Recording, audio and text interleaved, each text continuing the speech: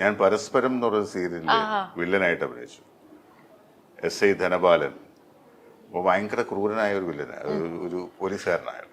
ആ ദീപ്തിയെ ഒരുപാട് ദ്രോഹിക്കുന്ന. അപ്പോൾ അത് നടന്നുകൊണ്ടിരുന്ന സമയത്ത് ഞാൻ ഒരിക്കൽ ഓച്ചിറ പരബ്രഹ്മം ക്ഷേത്രമുണ്ട്, അവിടെ ഈ 12 വിളക്കെന്ന് പറയുന്ന ഒരു പരിപാടിയാണ്. അപ്പോൾ ഞാൻ അവിടെ ഭജന ഇരിക്കാനായിട്ട് പോകാറ്. ഞാനും എനിക്ക് എൻ്റെ വൈഫിൻ്റെ അമ്മയൊക്കെ അവിടെ സ്ഥിരമായിട്ട് ഇരിക്കുന്നത്, എല്ലാ വർഷവും ഇരിക്കാറുണ്ട്. ഞാൻ പോയി ചിലപ്പോൾ 1-2 ദിവസമൊക്കെ ഇരിക്കാറുണ്ട്. അങ്ങനെ അവിടെ പോയിരിക്കുമ്പോൾ തൊഴാനായിട്ട് പോയി. അവിടെ അമ്പലമില്ലല്ലോ, അവിടെ ആൽത്തറയിൽ ആൾക്കാരെല്ലാം ഒരുപാട് ജനമുണ്ട്. കാരണം നമുക്ക് ഒരാളെ മുട്ടാതെ നടക്കാൻ പറ്റില്ല, അത്രയ്ക്ക് ജനമാണ് അവിടെ.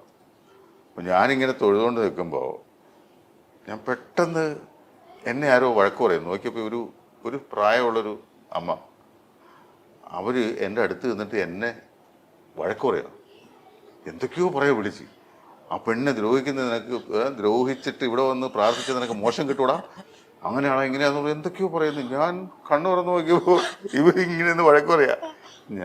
ഞാൻ ഇങ്ങനെ ഇങ്ങോട്ട് തൊഴുതുകൊണ്ട് ഞാൻ ഇങ്ങോട്ടായിട്ട് ഞാൻ പറഞ്ഞു, അമ്മച്ചി ഞാനൊന്ന് തൊഴുതോട്ടെ എന്നത്.